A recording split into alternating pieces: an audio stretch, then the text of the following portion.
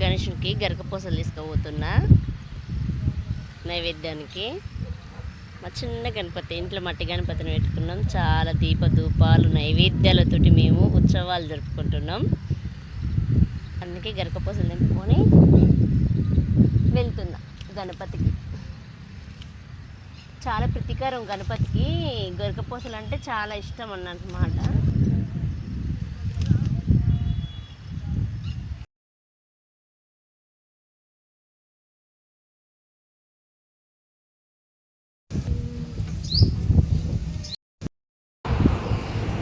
పొలం దగ్గర గరకపూసలు తెంపుకొని ఇంటికి వచ్చమాట.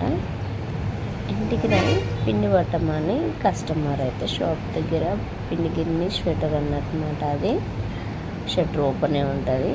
మెయిన్ డోర్ అయితే నేను క్లోజ్ చేసుకొని పొలం దగ్గరికి వెళ్ళిన.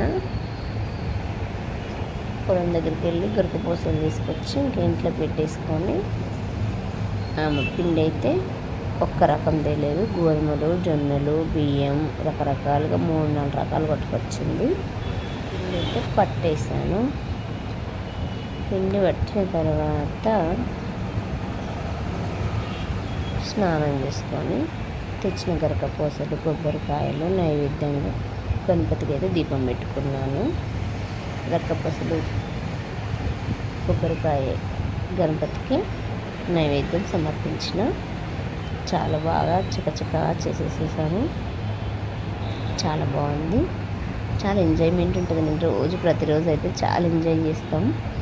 చాలా బాగుంటుంది. లాస్ట్ మీరు చూడండి.